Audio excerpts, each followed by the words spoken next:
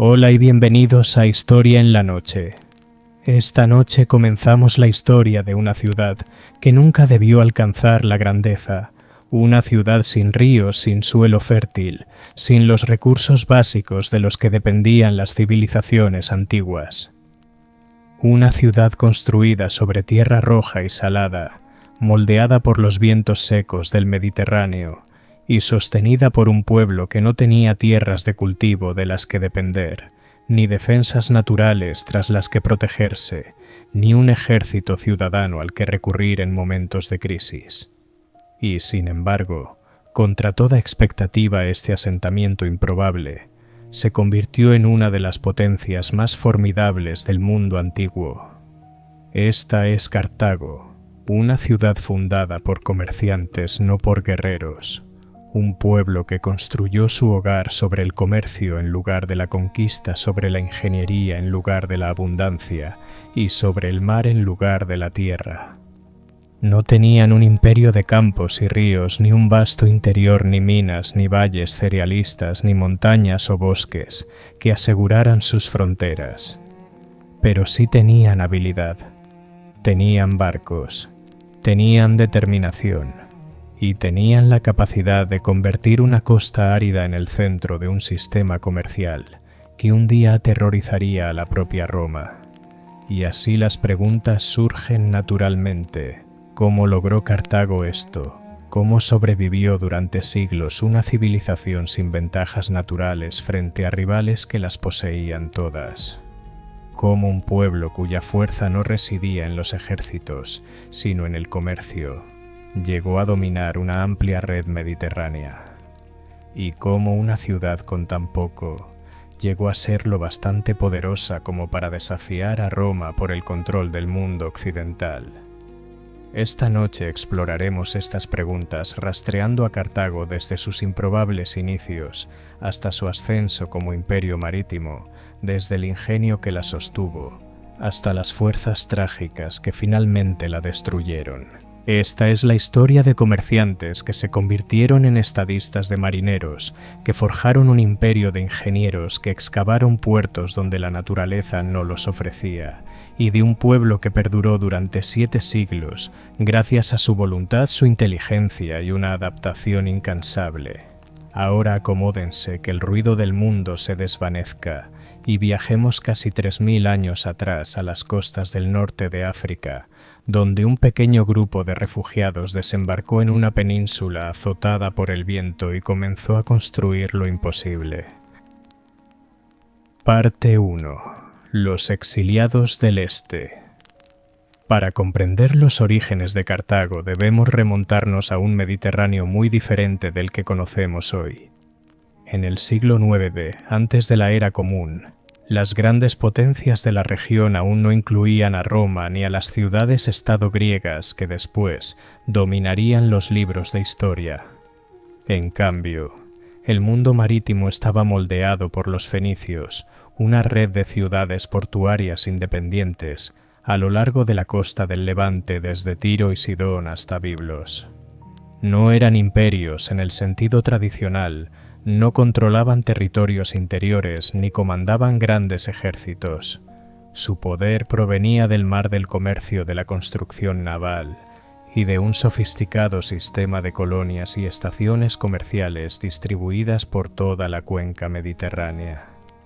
Para los fenicios el mar era a la vez ruta y patria. Viajaron hacia el oeste en busca de metales de España, tintes de las islas, grano de Sicilia y socios comerciales donde quiera que los encontraran. Establecer una colonia no era un acto de conquista, sino una empresa práctica, una forma de reabastecer tripulaciones, almacenar mercancías y crear puntos seguros a lo largo de rutas extensas. Fue esta lógica marítima, este impulso constante hacia el oeste, lo que sentó las bases de lo que se convertiría en Cartago. Sin embargo, Cartago no comenzó como una expansión planificada, ni como un puesto comercial. Según la tradición, una tradición profundamente arraigada en la identidad púnica, su fundación empezó con una crisis. En la ciudad fenicia de Tiro, El conflicto político se tornó violento, y una lucha de poder dentro de la familia real obligó a una facción a huir. Su líder, recordada en las fuentes romanas y griegas como Dido y en la cultura púnica como Elisa, reunió seguidores, recursos y toda la riqueza que pudieron cargar.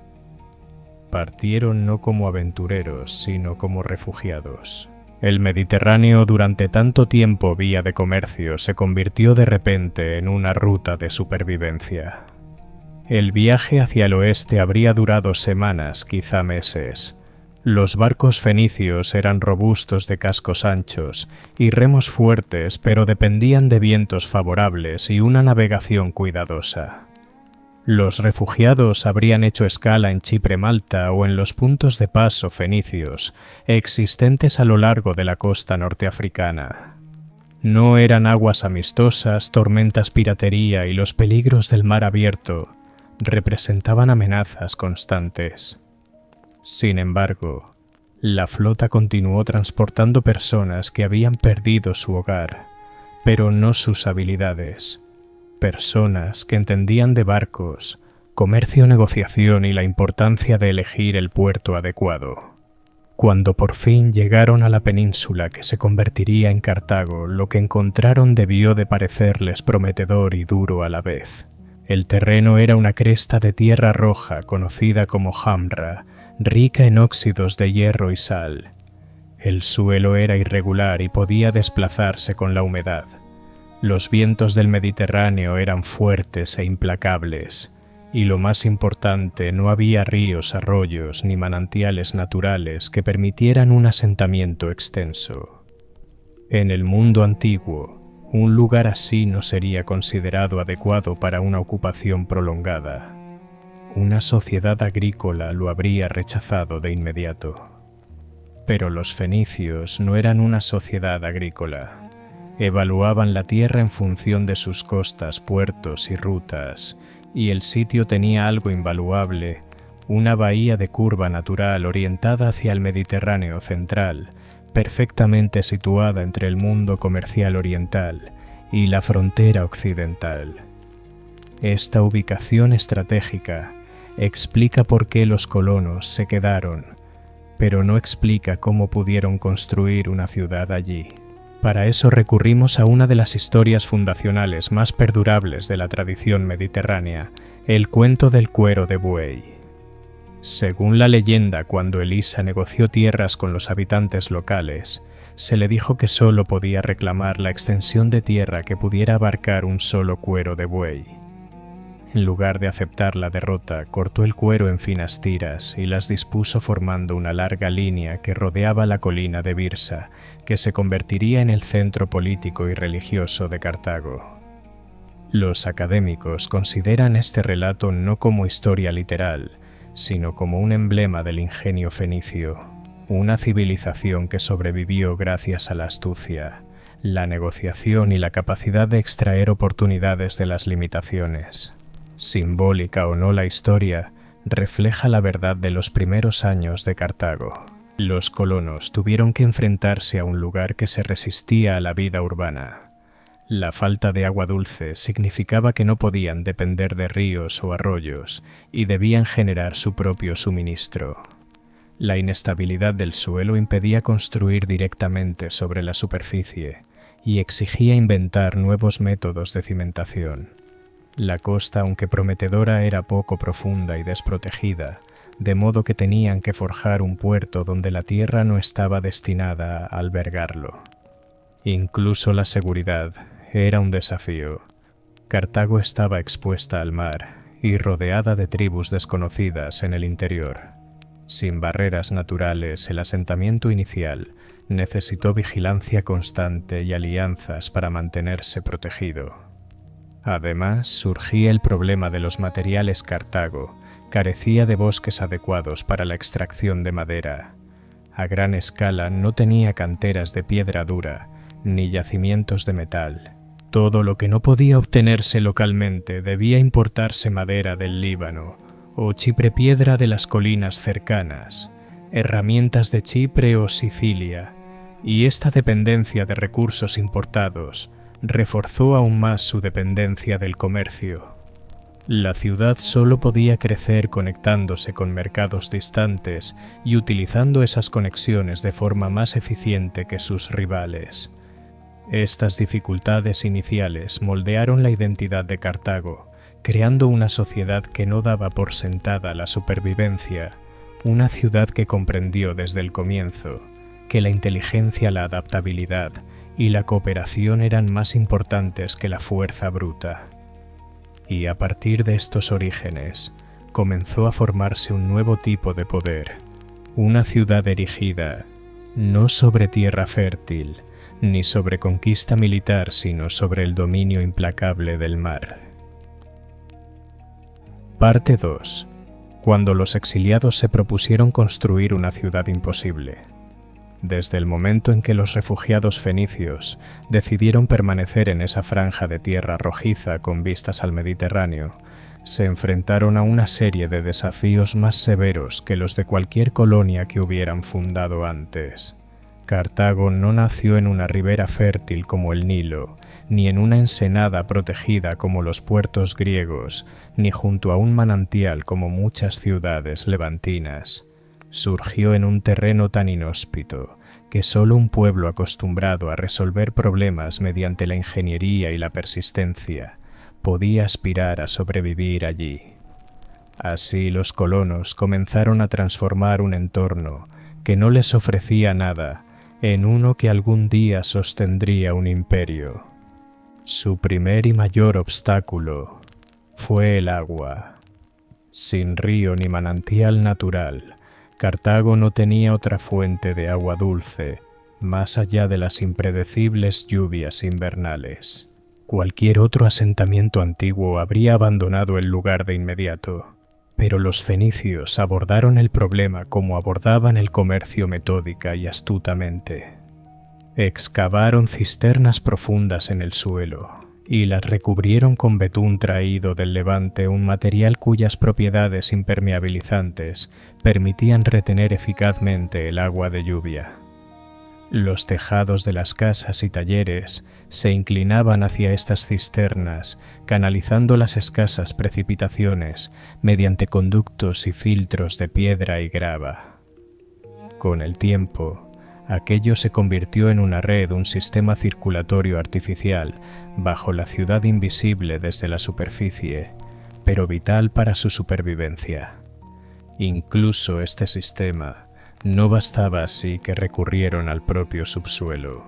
Excavaron pozos a través de capas de tierra, y cuando el agua que ascendía era salada, hallaron maneras de reducir su salinidad al revestir los pozos con tipos específicos de arcilla, capaces de absorber parte del contenido mineral. Obtuvieron un agua no perfecta, pero sí utilizable. Fue un compromiso nacido de la necesidad y uno de los primeros ejemplos de ingeniería hidráulica práctica en el Mediterráneo occidental. Este primer desafío, la batalla por el agua, marcó la pauta de lo que Cartago llegaría a ser una ciudad que sobrevivió gracias a la invención. El segundo desafío fue la tierra bajo sus pies. El suelo de Cartago era blando, inestable y salino. Si se construía directamente sobre él una muralla, podía inclinarse en cuestión de una temporada. Por ello, los colonos idearon un método que aparece una y otra vez en las ruinas púnicas posteriores, una cimentación multicapa diseñada para soportar peso en un entorno que se resistía a soportarlo. Excavaron la capa superior del suelo y la sustituyeron por una mezcla de escombros, cerámica rota y ceniza, materiales que absorbían la humedad y evitaban que el terreno se desplazara. Sobre este colchón estabilizador colocaron bloques de caliza númida, una piedra porosa procedente de las colinas cercanas, cuyo peso ligero y textura la hacían más adecuada para suelos blandos que las densas piedras empleadas en la arquitectura griega o egipcia. Esta base estratificada permitió levantar casas de varios pisos y edificios públicos estables mucho antes de que el terreno pareciera capaz de soportarlos, y además creó una estética distintiva, muros pálidos de caliza sobre la tierra roja, construcciones que parecían emerger del suelo como si hubieran sido esculpidas deliberadamente más que edificadas. En un sentido muy real, la arquitectura púnica fue moldeada por el propio suelo que intentaba desafiarla. Solo después de resolver los problemas del agua y los cimientos, pudieron los colonos comenzar a pensar en la forma de su ciudad. Y aquí Cartago rompió con los patrones habituales de otras culturas antiguas, mientras las ciudades griegas comenzaban con un ágora, un núcleo cívico del que todo lo demás se expandía. Las ciudades romanas se organizaban en torno a foros y calzadas, pero Cartago era una ciudad nacida de la lógica marítima, no de la tradición agrícola. Su orientación seguía la costa, no el interior. Las primeras estructuras importantes no fueron templos ni salas de reunión, sino infraestructura para barcos. Los colonos ampliaron su sencillo muelle de madera para convertirlo en una zona de desembarco más sólida, reforzando la costa con postes de cedro, importados del Levante, y piedras recogidas de la región circundante. Las aguas poco profundas tuvieron que dragarse a mano, un proceso laborioso que podía tardar meses, incluso años. Pero aquel puerto, por modesto que fuera, se convirtió en la base de todo lo que vino después. A su alrededor surgieron almacenes para guardar mercancías, talleres para reparar velas y herramientas, y mercados donde los comerciantes intercambiaban suministros. Los barrios residenciales se levantaban detrás de estas estructuras, protegidos por ellas y dependientes de su actividad. Esta secuencia puerto-almacén-residencia y solo entonces el centro administrativo definió el crecimiento de Cartago. Invirtió el modelo observado en Grecia e Italia, donde las ciudades crecían desde los espacios cívicos. Cartago, en cambio, se expandió hacia el interior desde el mar. Fue un puerto antes que una ciudad, un centro de intercambio, antes que una comunidad, un orden que reflejaba las prioridades de su gente. Sobre la llanura costera se erguía la colina de Byrsa, una elevación natural que los colonos reconocieron de inmediato como su refugio estratégico. Allí construyeron su primer templo dedicado a Baal Hamón, buscando protección divina en una tierra desconocida. Junto a él levantaron almacenes para grano, aceite y alimentos conservados, reservas esenciales en un lugar sin agricultura fiable. Después vinieron los edificios administrativos modestos al principio, pero situados de manera que permitieran contemplar el puerto, supervisar el movimiento y coordinar el asentamiento en expansión. Byrsa se convirtió en efecto en el centro de mando de la Cartago primitiva, no grandioso ni ornamentado, sino práctico. Desde esa altura, los líderes podían ver las velas que surgían en el horizonte, seguir el flujo de mercancías, observar cómo la ciudad se extendía a lo largo de la costa y evaluar las amenazas que se acercaban por tierra.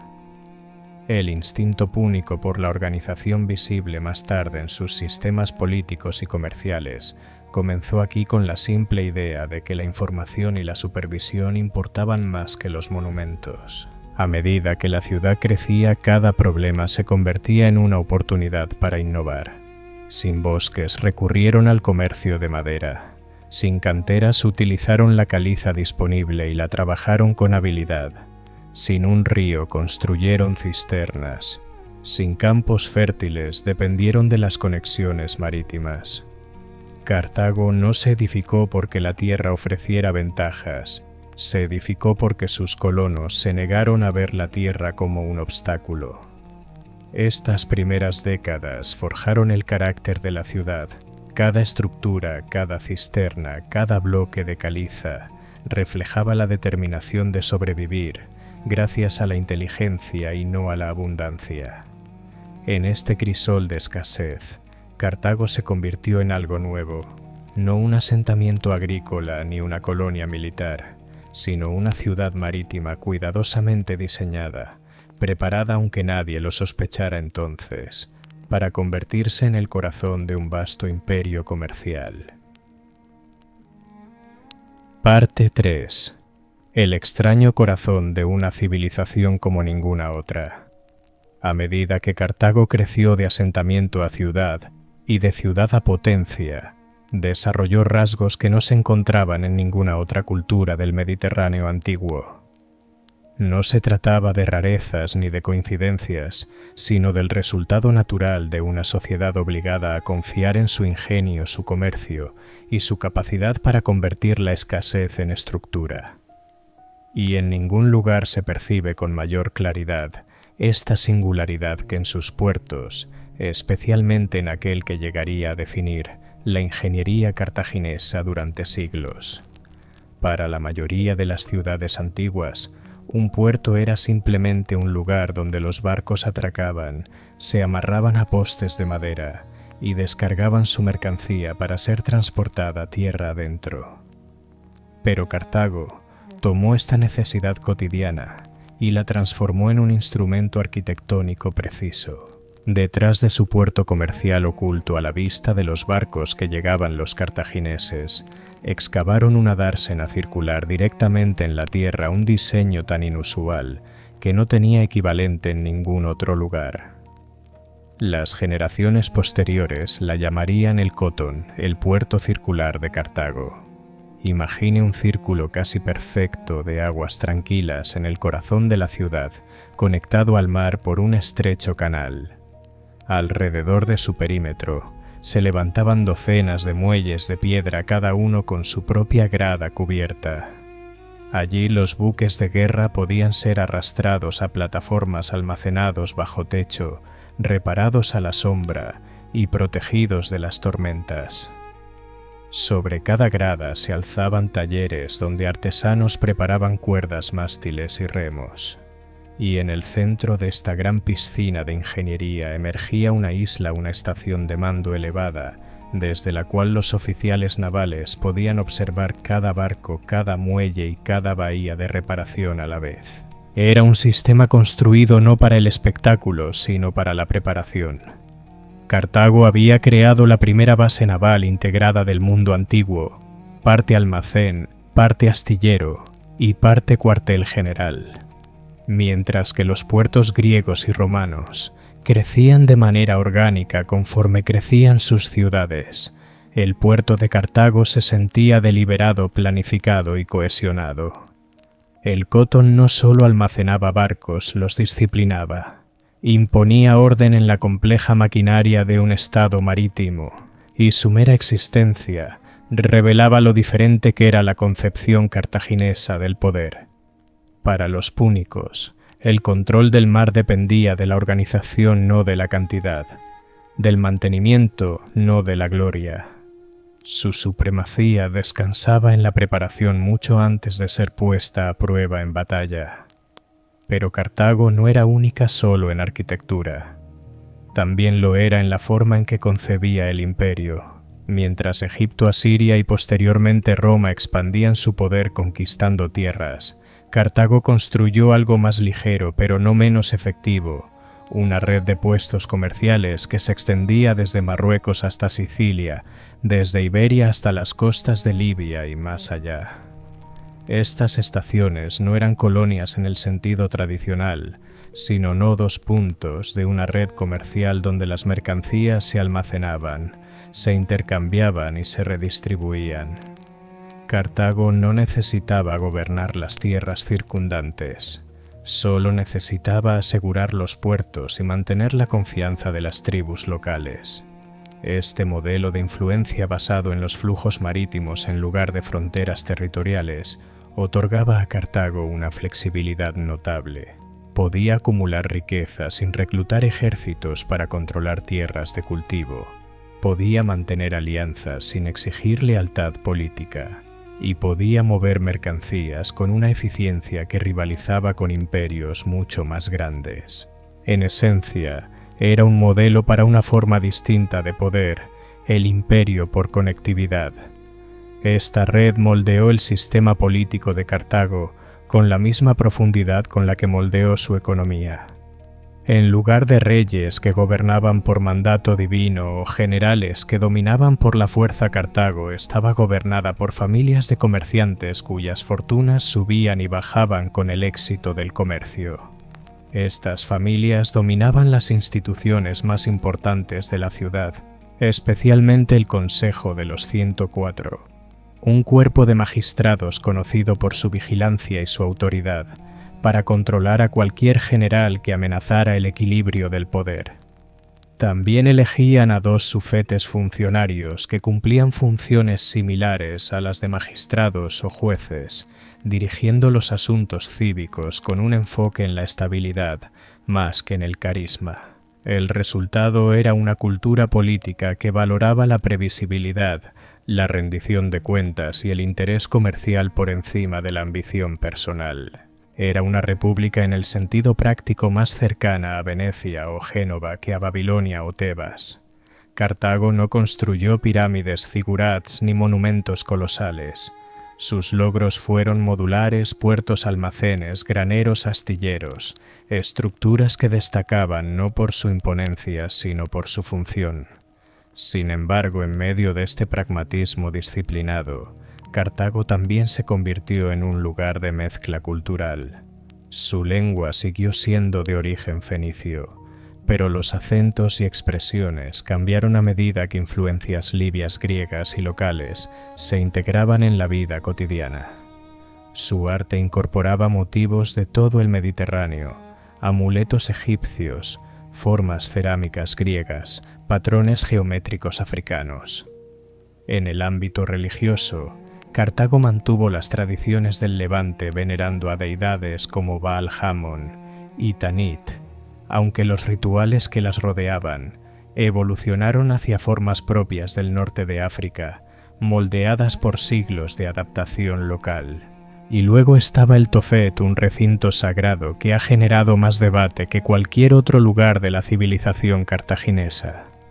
En este santuario los arqueólogos encontraron urnas que contenían los restos incinerados de bebés y pequeños animales. Los escritores griegos y romanos interpretaron esto como evidencia de sacrificios infantiles, utilizándolo para alimentar una imagen de Cartago como cruel, extranjera y peligrosa. Estudios modernos han propuesto interpretaciones más matizadas que el Tofet pudo haber sido un cementerio para bebés fallecidos de forma natural, que los rituales celebrados allí eran actos de dedicación más que de destrucción. Pero la verdad sigue siendo incierta, enterrada bajo capas de tiempo y distorsiones de la propaganda romana. Lo que sí es claro es que el Tofet ocupaba un lugar significativo en la sociedad cartaginesa, una mezcla de dolor, devoción y ritual moldeada por la complejidad cultural. En conjunto, estos rasgos, el puerto circular, la república mercantil, el imperio marítimo, sin territorios, la cultura híbrida y el enigmático Tofet, formaron una civilización sin igual en el Mediterráneo.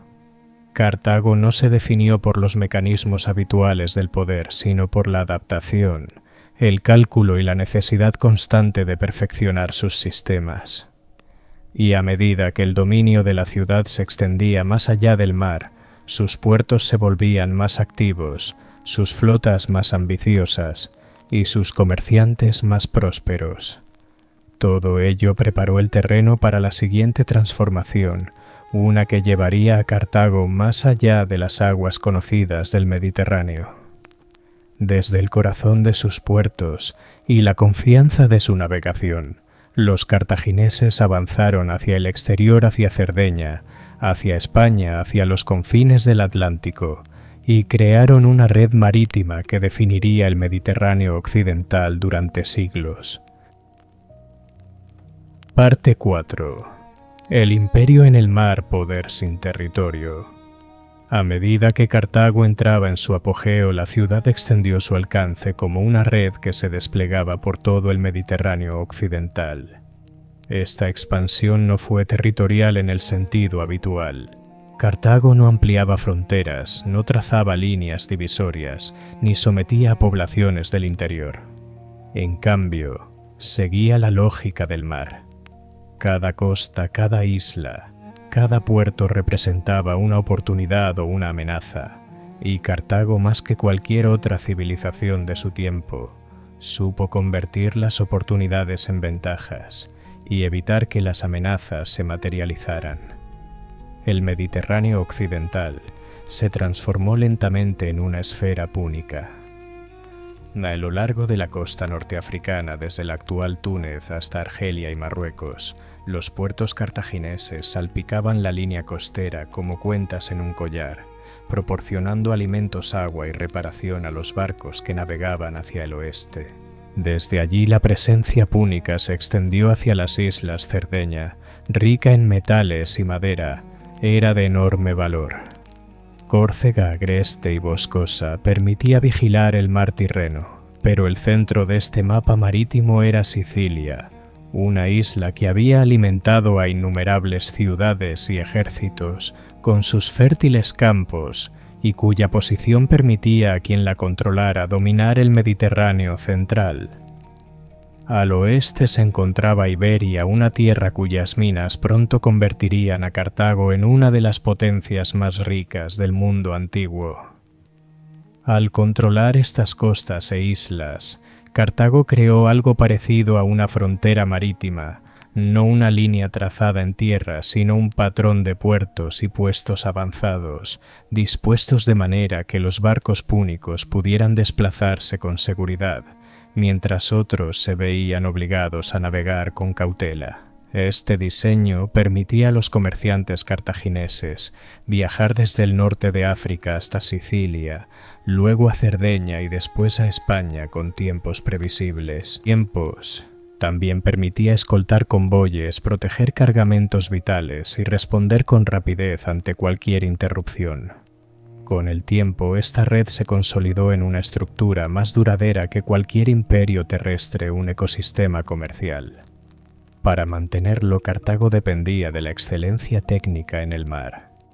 Los carpinteros púnicos, herederos de siglos de conocimiento fenicio, perfeccionaron el diseño de los barcos mercantes hasta situarlos entre los más estables y fiables del mundo antiguo. Sus naves de cascos anchos podían transportar gran cantidad de mercancías, ánforas repletas de vino, aceite, grano y alimentos en conserva, lingotes de metal, fardos de textiles, marfil y oro procedentes del interior de África, plata ibérica. Ese casco ancho también aportaba estabilidad en aguas turbulentas, especialmente en las costas atlánticas, donde el clima podía cambiar de forma impredecible. Para la guerra, Cartago contaba con el buque más formidable de su tiempo, el Quinquereme. Impulsado por 3 filas de remeros que seguían un ritmo preciso, podía alcanzar velocidades notables y su proa reforzada, concebida para el abordaje, convertía las batallas navales en choques de violencia calculada. En manos de un capitán hábil, un quinquerreme era un arma de impacto certero, un golpe para abrir un casco, un instante de dominio capaz de decidir toda una batalla. Más tarde, cuando Roma capturó su primer quinquerreme, Púnico lo copió tabla por tabla, utilizando su diseño para construir la flota que acabaría desafiando a la propia Cartago. Pero la fuerza de la marinería cartaginesa iba mucho más allá del diseño naval. Sus navegantes comprendían los vientos y las estrellas tan íntimamente como los agricultores de otras regiones comprendían las estaciones. Conocían los vientos de verano que soplaban hacia el oeste desde Egipto hasta Sicilia, las corrientes invernales que impulsaban a los barcos a lo largo de la costa norteafricana, y las corrientes atlánticas que descendían por las costas de la actual España y Marruecos. Usaban la estrella polar para orientarse, memorizaban los puntos de salida y puesta de las constelaciones, y desarrollaron un método pragmático y fiable de navegación en alta mar que rivalizaba con cualquier otro del mundo antiguo. Estas habilidades permitieron a los marineros cartagineses aventurarse mucho más allá de las rutas habituales. El viaje de Janón el navegante, preservado en una traducción griega, describe una travesía que se adentró profundamente por la costa occidental de África, más al sur que cualquier expedición mediterránea anterior, o durante muchos siglos posteriores. Su flota cruzó dunas desérticas, siguió bosques costeros verdes y describió tierras que los historiadores modernos asocian con Senegal, Sierra Leona y quizá incluso regiones ecuatoriales.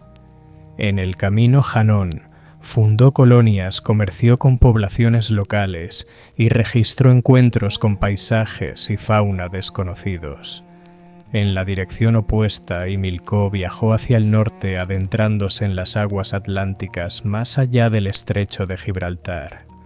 Describió nieblas, campos de algas, corrientes frías y la sensación de aventurarse en lo desconocido, un relato poético y evocador que los historiadores relacionan con el Golfo de Vizcaya y las costas celtas.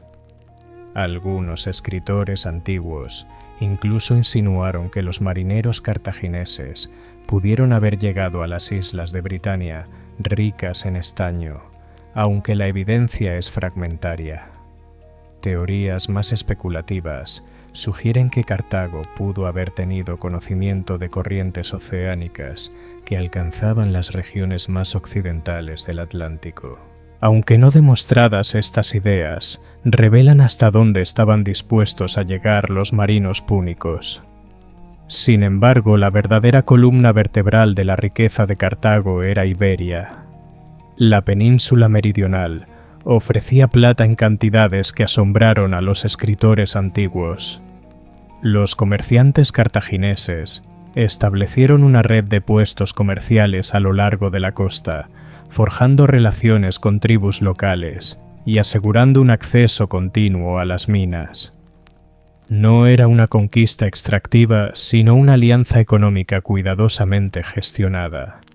La plata en bruto se enviaba desde las minas hasta los puertos costeros, y de allí a Cartago, o se utilizaba directamente para pagar mercenarios y financiar proyectos estatales. Iberia se convirtió en el motor económico del auge cartaginés, una fuente de riqueza tan esencial que moldeó la política púnica, la diplomacia, y con el tiempo el destino de la familia Barca. A través de esta red de islas, puertos, minas y corrientes, Cartago construyó un imperio comercial que prosperó sin conquistar vastos territorios. Su fuerza residía en el movimiento, la coordinación y la fiabilidad de sus rutas. A diferencia de un imperio terrestre que necesitaba ejércitos para defender fronteras, Cartago solo necesitaba proteger sus rutas marítimas, mantener su flota y gestionar sus alianzas. Esto permitió a la ciudad enriquecerse sin sobreextenderse, pero esta estructura también introdujo una realidad compleja. Un imperio basado en el comercio debe proteger el comercio, y el comercio exige seguridad. Y una armada, por avanzada que sea, no puede combatir en tierra. A medida que Cartago se enriquecía, sus responsabilidades también crecían. La influencia en Sicilia implicaba conflicto con las ciudades-estado griegas. La influencia en Iberia implicaba rivalidad con potencias locales, y cada nuevo puesto avanzado necesitaba defensores. Así surgió la paradoja en el corazón del Estado púnico, un imperio marítimo cuyos ciudadanos rara vez luchaban en tierra y cuya fuerza militar dependía de un modelo sin igual en el Mediterráneo. Cartago dominaba el mar, pero para proteger lo que había construido necesitaba un ejército, y el ejército que creó sería uno de los sistemas militares más inusuales de la antigüedad. Parte 5. El ejército que no pertenece a la ciudad. A medida que la red comercial de Cartago se expandía por el Mediterráneo, la ciudad se enfrentó a una pregunta inevitable para toda potencia en ascenso: ¿cómo defender lo que había construido? Para Roma la respuesta era simple: cada ciudadano era un soldado. Para Esparta la disciplina militar constituía la esencia misma del Estado. Para Atenas, la flota estaba tripulada por ciudadanos que consideraban el servicio naval parte de su deber cívico. Pero Cartago eligió un camino distinto. Su fuerza residía en el comercio, no en el reclutamiento. Sus ciudadanos eran comerciantes, constructores navales, navegantes y artesanos, cuyo trabajo diario sostenía la economía. Retirarlos de la ciudad para luchar en guerras distantes habría debilitado el propio sistema que mantenía viva a Cartago. Así la ciudad creó algo inusual, casi sin precedentes, una estructura militar construida casi por completo sobre especialistas contratados. La lógica detrás de ello era práctica. Un ciudadano cartaginés resultaba más valioso descargando mercancías, negociando contratos o comandando barcos que marchando en formación por Sicilia. A diferencia de Roma, que se expandía continuamente por tierra, Cartago no poseía un territorio extenso que requiriera un ejército permanente de ciudadanos para defenderse. El mar era su escudo, y su armada profesional bien mantenida y organizada constituía su primera línea de defensa. Pero los puertos y los barcos no podían resolver todos los problemas. Cuando el conflicto estallaba en tierra, como ocurría con frecuencia en Sicilia o en Iberia, Cartago necesitaba soldados capaces de luchar en terrenos que sus propios ciudadanos apenas conocían. Por ello recurrió a los pueblos que sí los dominaban. El ejército púnico se transformó en un mosaico de culturas. Desde Libia llegaba infantería entrenada para combatir en formaciones cerradas, fiable y acostumbrada a la disciplina púnica.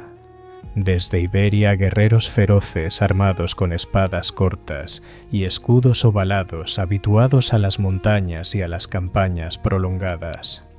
Desde la Galia, combatientes altos y poderosos, cuyas cargas podían romper líneas enemigas con un ímpetu devastador.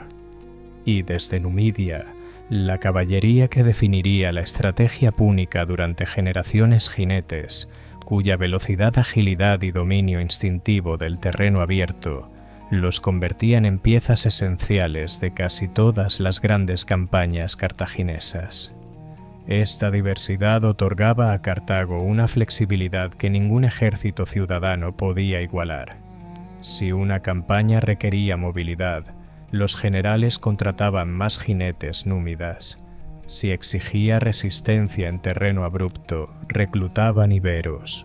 Si necesitaba un golpe de choque, convocaban a los galos. Cartago componía sus ejércitos como un mercader prepara un cargamento, seleccionando exactamente lo necesario para cada situación. Mientras otros estados luchaban con las fuerzas de las que disponían, Cartago luchaba con las fuerzas que elegía. Pero este sistema tenía riesgos inherentes. La lealtad en un ejército de mercenarios es transaccional. Los soldados romanos luchaban por Roma porque Roma era su hogar. Los espartanos luchaban porque toda su identidad lo exigía. Los mercenarios púnicos combatían por honor, por paga y por la reputación del general al mando.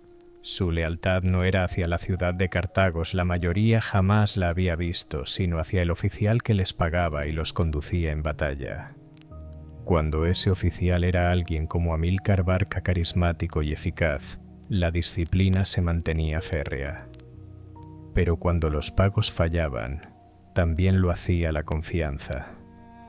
Esta fragilidad se hizo trágicamente evidente tras la Primera Guerra Púnica. Cartago, debilitada económicamente tras décadas de conflicto con Roma, intentó retrasar el pago a una gran fuerza de mercenarios que regresaba de Sicilia. Lo que comenzó como una disputa salarial se convirtió en una rebelión a gran escala, la Guerra de los Mercenarios, un conflicto tan violento e implacable que los escritores antiguos lo llamaron la Guerra sin tregua. Antiguos soldados púnicos volvieron sus armas contra la ciudad a la que antes habían defendido. Tribus libias se unieron a la revuelta. Ciudades estratégicas cayeron. En un momento dado, Cartago se enfrentó a la posibilidad real de ser destruida no por una potencia extranjera, sino por su propio ejército. La rebelión fue finalmente aplastada por Amílcar Barca, pero las lecciones perduraron. Cartago siguió utilizando mercenarios, no tenía alternativa, pero el trauma moldeó sus políticas y agudizó su cautela. El Estado se volvió más vigilante con los pagos, más cuidadoso en la gestión de los comandantes y más consciente de que su modelo militar, aunque flexible y poderoso, descansaba sobre una base precaria. Sin embargo, pese a estos riesgos, el sistema funcionaba. Cartago ganó innumerables batallas en Sicilia y en el norte de África con estas fuerzas diversas. Sus generales aprendieron a coordinar unidades multilingües, a sincronizar distintos estilos de combate y a gestionar una logística compleja que se extendía por rutas marítimas y líneas de suministro. Cartago desarrolló una pericia en organización militar que rivalizaba con cualquier potencia mediterránea, incluso si sus soldados no eran propios. Pero la dependencia de mercenarios trajo una consecuencia profunda. Cartago podía ser brillante en el campo de batalla, pero lenta para reponer sus pérdidas. Roma podía perder 2 ejércitos y levantar 2 más con su población. Esparta podía reconstruir su falange mediante su sistema social. Cartago, en cambio, debía negociar, reclutar y pagar procesos que exigían tiempo y plata. El modelo púnico era eficiente en la victoria, vulnerable en la derrota, y siempre dependiente del vigor de su economía. Esta dualidad, fortaleza mediante la especialización, vulnerabilidad mediante la dependencia, moldeó el destino de Cartago, mientras su mayor rival crecía. Roma observó la riqueza cartaginesa, la extensión de su red comercial y la disciplina de sus flotas. Vio una potencia que no dependía de tierras de cultivo, ríos o montañas. Una potencia capaz de recuperarse de sus pérdidas siempre que su comercio permaneciera intacto. Y con el tiempo, Roma comprendió que el control cartaginés de Sicilia, Cerdeña e Iberia le otorgaba una posición estratégica imposible de ignorar. La rivalidad, que había comenzado con pequeños conflictos en suelo siciliano, estaba a punto de transformarse en algo mucho mayor. Roma veía a Cartago como una amenaza no por sus ejércitos, sino por su sistema, su independencia, su riqueza y su dominio del mar. Y ahí es donde se centrará nuestra historia a continuación. Parte 6. Cuando un imperio sin tierras se enfrenta a un imperio en formación. Mientras Cartago consolidaba su posición en el Mediterráneo occidental, otra potencia surgía silenciosamente al norte, una ciudad-estado que a primera vista tenía poco en común con los comerciantes púnicos al otro lado del mar. Roma comenzó como una república interior, una sociedad centrada en la tierra, cuya fuerza procedía de sus agricultores, su milicia ciudadana y su metódica conquista de la península itálica. Pero a medida que Roma se expandía paso a paso, absorbiendo vecinos y forjando alianzas, observaba con creciente atención el mundo más allá de Italia. En ese escenario más amplio, ningún estado parecía tan rico, tan estratégicamente situado o tan económicamente independiente como Cartago. La desconfianza romana no provenía de ideologías ni de fricciones culturales, sino de la geometría. En cualquier mapa del Mediterráneo central, Cartago ocupaba la posición más ventajosa imaginable, un triángulo de influencia que conectaba Sicilia, Cerdeña y el norte de África. Desde este triángulo, las flotas púnicas controlaban las arterias marítimas por las que fluían el grano, los metales y las mercancías. Cartago poseía la riqueza procedente de las minas de plata ibéricas y de rutas comerciales que se extendían hacia el Atlántico. Dominaba posiciones insulares capaces de obstruir o desviar a cualquiera que navegara hacia el oeste, y contaba con una armada suficientemente fuerte como para disuadir cualquier interferencia. Para una potencia terrestre que acababa de unificar Italia, esto representaba un problema. Los romanos llamaban a esa situación metus hostilis, un miedo al enemigo que nace no del conflicto, sino del potencial. Y el potencial de Cartago era enorme. Durante siglos, el principal rival de Cartago no fue Roma, sino el mundo griego de Sicilia. La isla se había convertido en un mosaico de polis griegas, Siracusa, Selinunte, Himera, y otras cada una con sus propias ambiciones, alianzas y conflictos. Eran ciudades ricas, fortificadas y ferozmente independientes. Los fértiles campos sicilianos producían suficiente grano para alimentar poblaciones enteras. Sus puertos y su ubicación la convertían en una joya estratégica. Quien controlaba Sicilia controlaba el corazón del Mediterráneo. Cartago lo sabía, al igual que los tiranos griegos que dominaron la isla en distintos períodos. Las guerras púnico-griegas que siguieron pusieron a prueba a Cartago como ningún conflicto anterior. La ciudad tuvo que pasar de campañas rápidas y flexibles a guerras prolongadas que incluían asedios complejas, cadenas de suministro y grandes ejércitos terrestres. Frente a las formaciones hoplíticas griegas y a ciudades fuertemente fortificadas, Cartago aprendió las exigencias de la guerra sostenida, algo que su vida comercial nunca le había obligado a dominar. Las guerras contra Siracusa, especialmente bajo el gobierno de Dionisio el Viejo, obligaron a los comandantes cartagineses a desarrollar nuevas estrategias, coordinar fuerzas más grandes y gestionar una logística más exigente.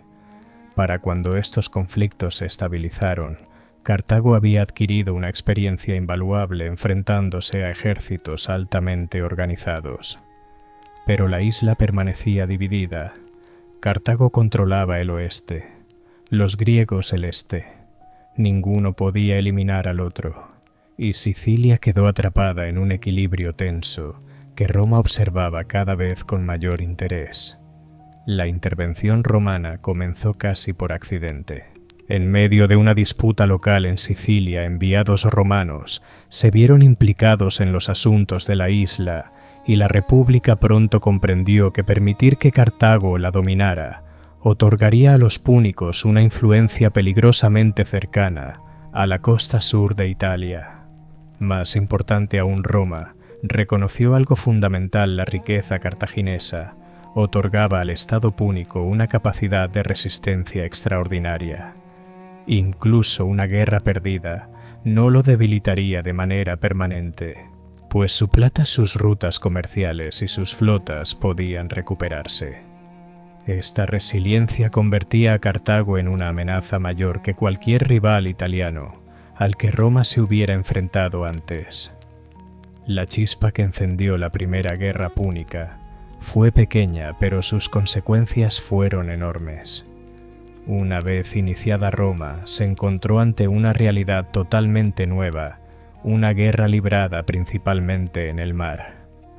Cartago entró en el conflicto con siglos de tradición naval, Roma sin ninguna. Sin embargo, la determinación romana, respaldada por una enorme reserva de mano de obra ciudadana, se adaptó con rapidez. Tras capturar un quinquerreme púnico encallado, los carpinteros de Ribera romanos lo desmantelaron, lo estudiaron y construyeron copias a una escala que asombró a los escritores antiguos. En pocos años, Roma pasó de ser una potencia terrestre a convertirse en un contendiente naval, lanzando flotas lo suficientemente grandes como para enfrentarse de igual a igual con Cartago.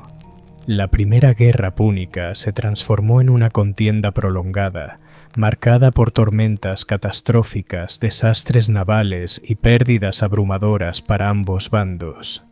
Roma perdió cientos de barcos solo a causa del clima. Cartago sufrió derrotas tanto en tierra como en mar. La guerra agotó tesoros, destruyó flotas y alteró por completo el equilibrio del Mediterráneo. Sin embargo, en esta agotadora lucha, Roma poseía una ventaja de la que Cartago carecía: una reserva inagotable de soldados ciudadanos que podía movilizar una y otra vez. Cada vez que Roma perdía un ejército o una flota, simplemente levantaba otro. Cartago, en cambio, debía pagar por cada soldado que desplegaba, negociar por cada unidad que empleaba y reconstruir cada barco con sus limitadas reservas de madera. Tras más de 20 años de conflicto, Cartago perdió la guerra. Sicilia pasó a manos romanas, convirtiéndose en la primera provincia de Roma fuera de Italia. Pero Cartago no se derrumbó. Sus rutas comerciales siguieron funcionando. La plata ibérica continuó llegando en abundancia. Su infraestructura naval permaneció intacta. En muchos sentidos, Cartago salió de la Primera Guerra Púnica debilitada pero aún formidable, y Roma lo entendió mejor que nadie. Una potencia capaz de perder un conflicto tan enorme y aún así recuperarse merecía vigilancia constante. Esta paz precaria marcó el inicio de una nueva era en la que la rivalidad entre Roma y Cartago dejó de ser una competencia regional para convertirse en una lucha existencial. La siguiente generación de líderes heredaría un mundo en el que la pregunta ya no era si ambas potencias volverían a enfrentarse, sino cuándo. Y la respuesta llegaría desde Iberia de una familia cuya ambición iba más allá de lo que la propia Cartago estaba dispuesta a admitir. Parte 7. Juramentos, montañas y victorias que no pudieron salvar un imperio. En los difíciles años posteriores a la Primera Guerra Púnica, Cartago luchó por redefinir su lugar en un Mediterráneo ahora moldeado por la ambición romana. Las indemnizaciones debidas a Roma vaciaron sus arcas y la guerra de los mercenarios había estado a punto de destruir la ciudad desde dentro. Pero de ese momento de vulnerabilidad surgió una familia cuyo nombre quedaría unido para siempre a los mayores triunfos y a las tragedias más profundas de Cartago los Barca. Su ascenso no comenzó en África sino en Iberia, una tierra cuya plata, soldados y puertos estratégicos ofrecían un camino claro hacia la recuperación. Amílcar Barca. El patriarca entendió que Cartago necesitaba más que reconstrucción, necesitaba una nueva base de poder situada más allá del alcance inmediato de Roma. Iberia ofrecía exactamente eso.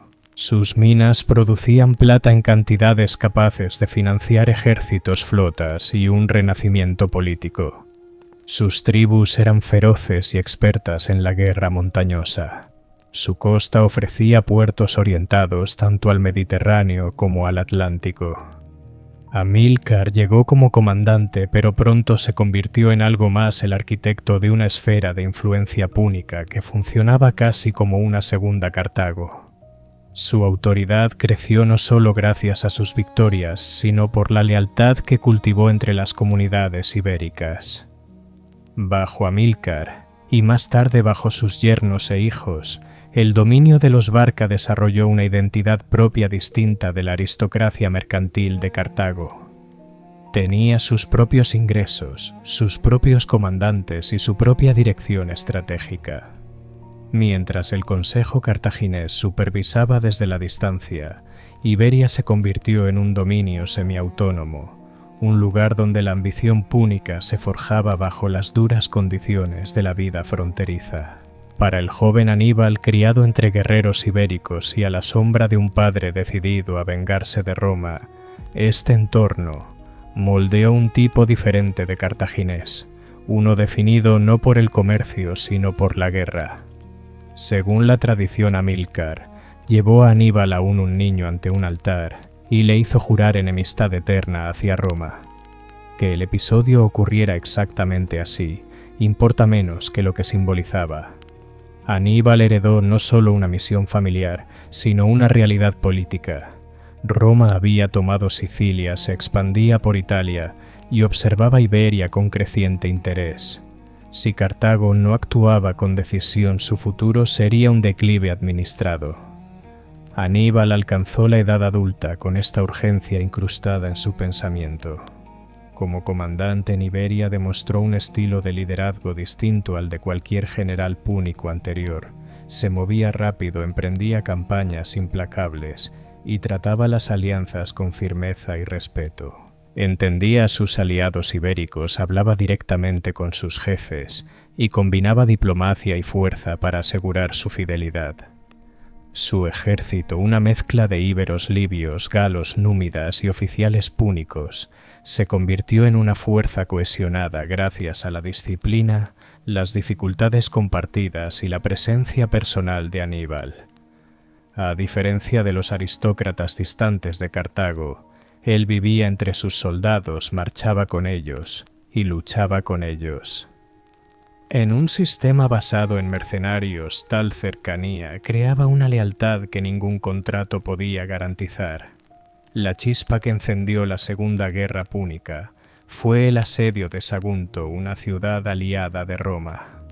Pero la causa más profunda era la tensión acumulada desde el final de la Primera Guerra. Roma temía el resurgimiento de Cartago en Iberia, y los Barca creían que Roma bloquearía su expansión en cuanto pudiera. Cuando estalló el conflicto, Aníbal escogió un camino tan audaz que Roma jamás lo habría imaginado. En lugar de navegar hacia Italia, decidió marchar hacia allí, cruzando los Pirineos, enfrentando tribus hostiles, avanzando por el Ródano y ascendiendo los Alpes en una empresa que parecía más un mito que un plan militar.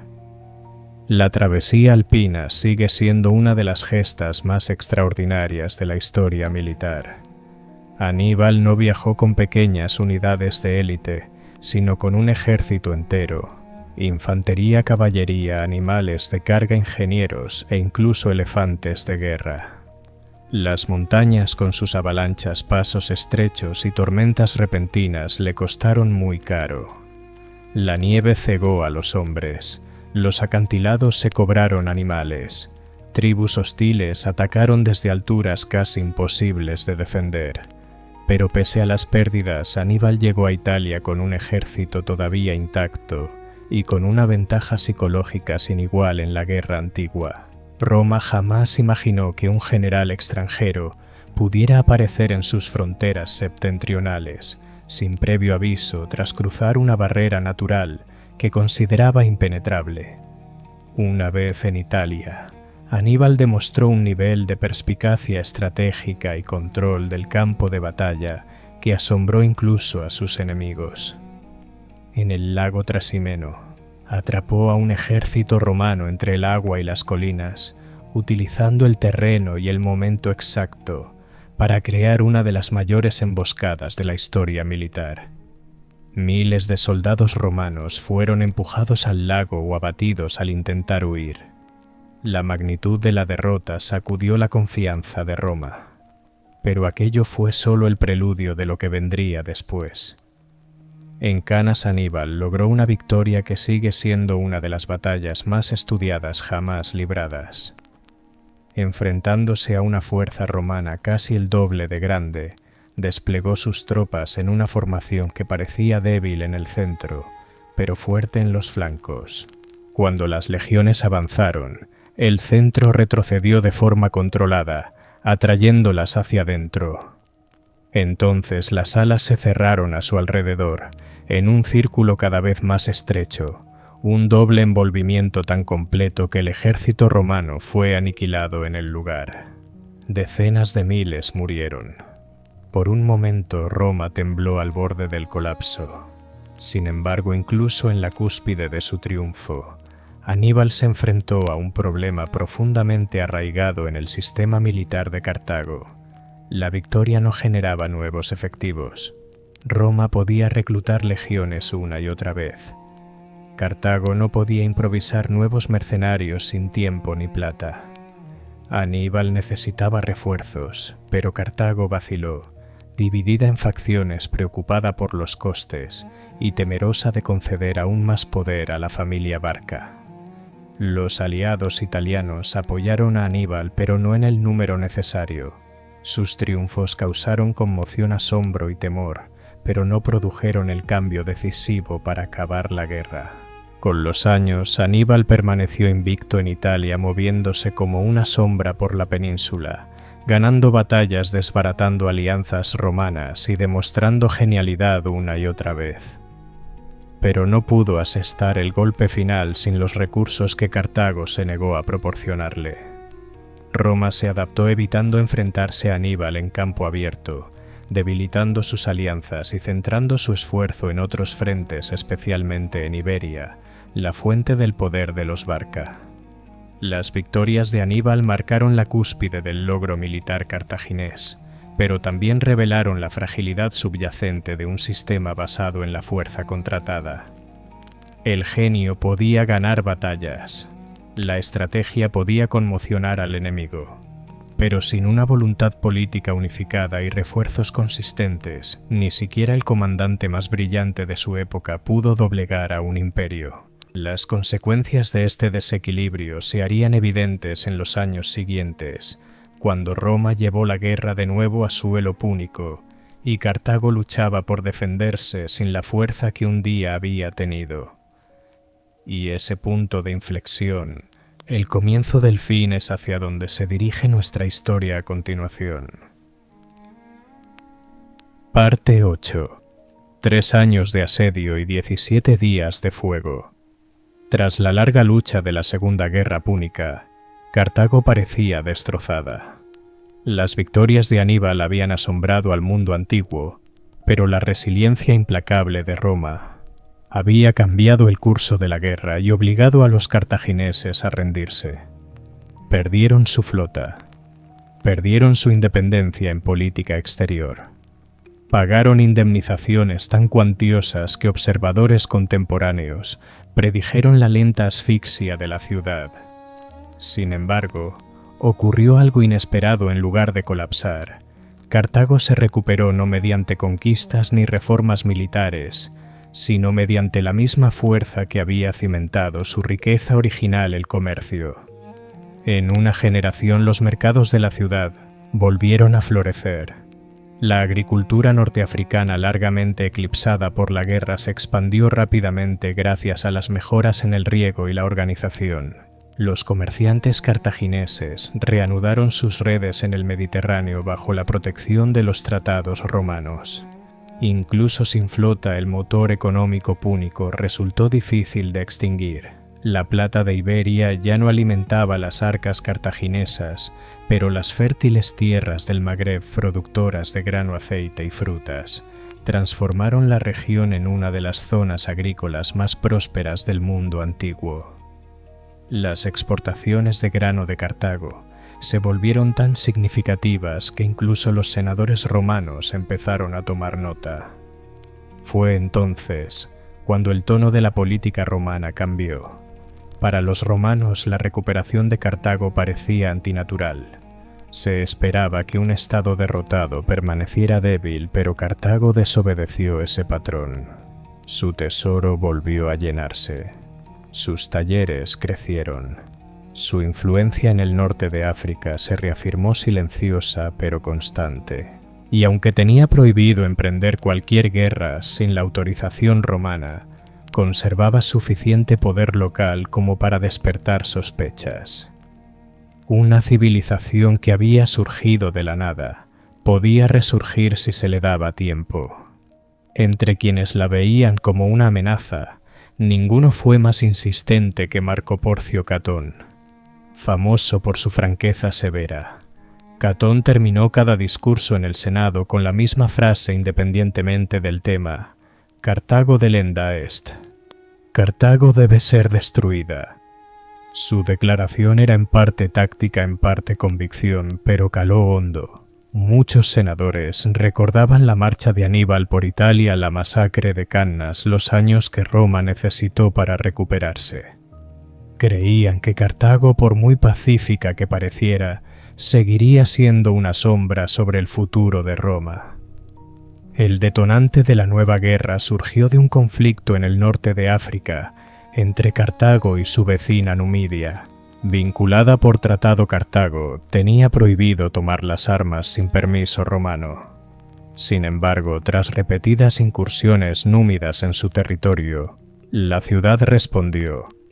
Roma interpretó la acción no como defensa propia, sino como una violación del tratado.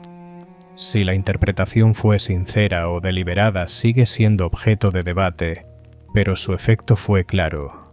Roma declaró la guerra. La Tercera Guerra Púnica había comenzado. El asedio que siguió duró 3 años. Lo que quedaba de la armada púnica era insignificante y la ciudad no tenía acceso a refuerzos externos.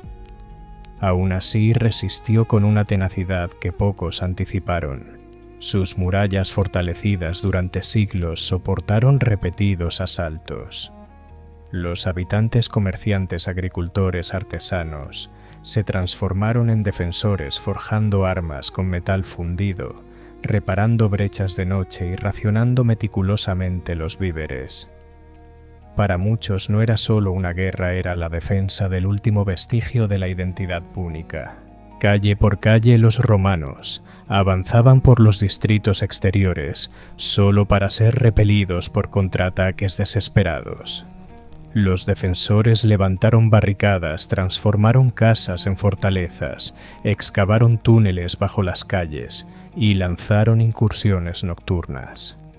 La enfermedad, el hambre y la fatiga devastaron a la población, pero la ciudad se negó a rendirse. Los escritores antiguos describen escenas de brutal combate cuerpo a cuerpo, donde cada callejón se convertía en un campo de batalla y cada tejado en un puesto de vigilancia. Los romanos avanzaban lentamente, perdiendo a menudo tanto terreno como ganaban.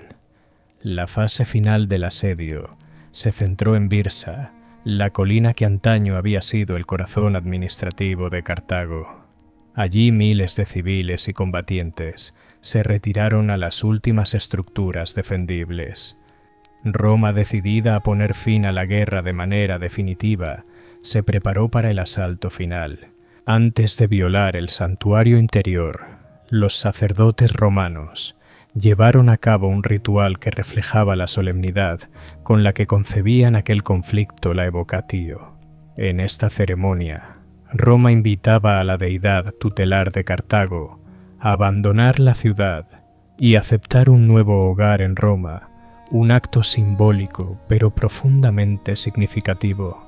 Para los romanos, la victoria requería no solo la conquista militar, sino también el desplazamiento religioso. Tras el ritual comenzó el ataque final. Los defensores lucharon con la desesperación de quienes saben que no habrá clemencia, utilizando todo lo que tenían a mano: piedras, tejas rotas, fragmentos de muros derrumbados para resistir. Pero el resultado era inevitable. Una vez que los romanos atravesaron las últimas defensas de Byrsa, la resistencia se desmoronó. Lo que siguió fue una destrucción de tal magnitud que dejó una huella imborrable en la memoria antigua. Según relatos posteriores, la ciudad ardió durante 17 días. Las llamas consumieron almacenes, templos, casas y mercados, estructuras que habían permanecido en pie durante siglos, algunas desde los primeros años del crecimiento de Cartago. El humo se elevaba tan densamente que los marineros podían verlo desde lejos en alta mar. Roma ordenó matar, esclavizar o dispersar a la población. Los puertos, símbolos durante tanto tiempo del dominio púnico, fueron rellenados. Los campos fueron malditos en la tradición literaria posterior, aunque la exactitud histórica de ese detalle sigue siendo debatida. Lo cierto es que Cartago como estado púnico dejó de existir, y sin embargo, incluso en su destrucción, la ciudad dejó tras de sí preguntas que el mundo moderno continúa planteándose: cómo una sociedad basada en el comercio, el ingenio y la adaptación pudo llegar tan lejos, sobrevivir durante tantos siglos y sin embargo caer tan completamente. Esas preguntas nos conducen al capítulo final, no sobre la muerte de Cartago, sino sobre lo que permanece. Parte 9. Lo que queda después del incendio. Cuando por fin se disipó el humo y los últimos defensores callaron, la ciudad púnica de Cartago desapareció del mapa político del Mediterráneo. Pero la historia rara vez es tan absoluta. Una ciudad que durante siglos había sido el corazón de un mundo marítimo no podía simplemente desvanecerse. El terreno seguía siendo estratégico.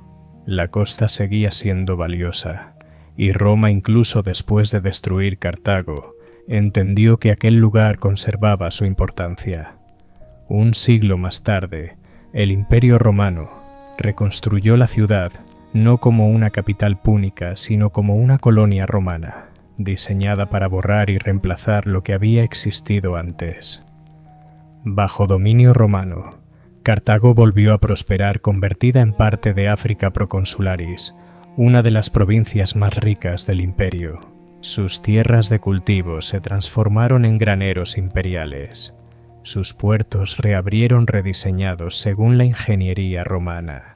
Villas, anfiteatros, termas y templos se levantaron donde antes se alzaban estructuras púnicas. Al final de la antigüedad, la Cartago romana era nuevamente una de las ciudades más grandes de África, un recordatorio de que la geografía, al fin y al cabo, suele sobrevivir a los imperios. En los siglos posteriores, Cartago se convirtió en un importante centro del cristianismo primitivo. Pensadores como Tertuliano y Agustín vivieron o enseñaron en el norte de África, dando forma a debates teológicos que resonarían durante generaciones. La lengua púnica persistió entre la población local hasta época romana avanzada, hablándose en mercados y aldeas, mucho después de que la identidad política púnica hubiese desaparecido. Capa tras capa, Cartago pasó de ser una ciudad púnica a una romana y luego a un centro intelectual cristiano, sin volver jamás a ser lo que fue, pero tampoco cayendo en el silencio total. Lo que Roma eligió preservar y lo que eligió borrar dice mucho sobre cómo los conquistadores moldean la memoria. Las técnicas agrícolas romanas se fusionaron con innovaciones púnicas, especialmente en riego y manejo del suelo.